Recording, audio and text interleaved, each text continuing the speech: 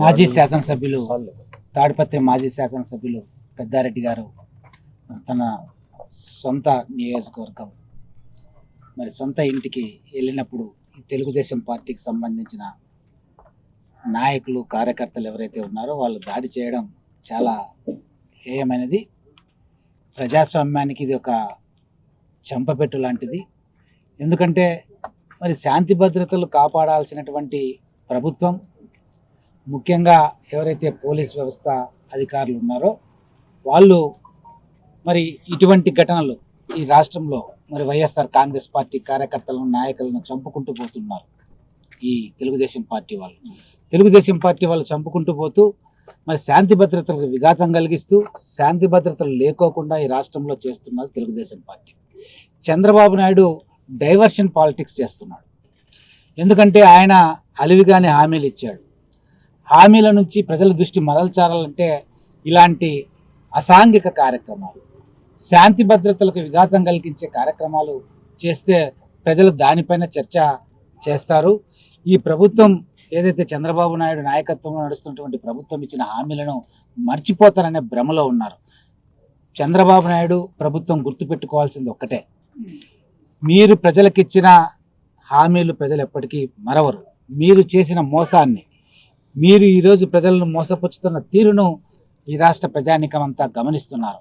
మీరు ఏవైతే diversion politics చేస్తూ హామీలను మరిపించాలని, హామీల నుంచి దృష్టి మరల్చాలని, ప్రజల దృష్టి మరల్చాలని, శాంతి భద్రతలకు విఘాతం కలిగించే చర్యలు చేస్తే ప్రజలు సహించరు. మీకు తగిన రీతిలో కూడా ప్రజలు బుద్ధి చెప్తారు. మరి ఏ నియోజకవర్గానికి సంబంధించిన వ్యక్తి అయినా కానీ ముఖ్యంగా ఆ నియోజకవర్గానికి సంబంధించిన ఎమ్మెల్యే, మాజీ ఎమ్మెల్యేలు, ప్రజాప్రతినిధులు ఎవరైతే ఉన్నారో ఆ ఎమ్మెల్యేలని, ఆ ఎంపీలు, మాజీ ఎంపీలను మరి ఈరోజు ఆయా నియోజకవర్గాల్లోకి రాకోకుండా చేస్తున్నారంటే ఈ తెలుగుదేశం పార్టీ ఎంత నీచమైన స్థాయికి దిగజారిందో మీకు అందరికీ అర్థమవుతుంది.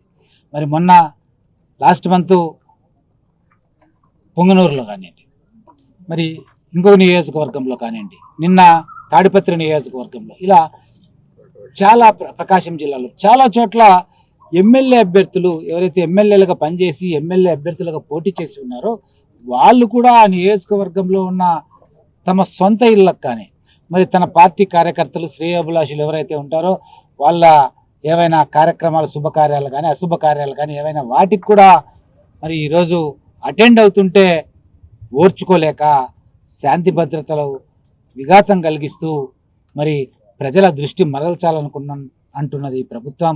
ఇదంతా గమనిస్తున్నారు. మీకు తగిన రీతిలో బుద్ధి చెప్తారు.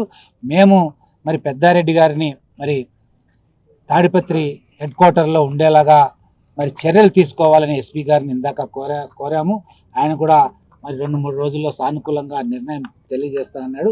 మరి నిర్ణయం ఒకవేళ మాకు అంటే పెద్దారెడ్డి గారికి, మా పార్టీ వైఎస్ఆర్ కాంగ్రెస్ పార్టీకి అనుకూలంగా రాకపోతే మరి వైఎస్ఆర్ కాంగ్రెస్ పార్టీ అనంతపురం జిల్లా మరి కాకుండా రాష్ట్ర వ్యాప్తంగా ఉన్నటువంటి నాయకత్వం ఏదైతే ఉందో మేమందరం కూడా తాడిపత్రి నియోజకవర్గంలో పెద్దారెడ్డి గారికి మరి తోడుగా, వైఎస్ఆర్ కాంగ్రెస్ పార్టీ కార్యకర్తలకు తోడుగా ఉంటాము.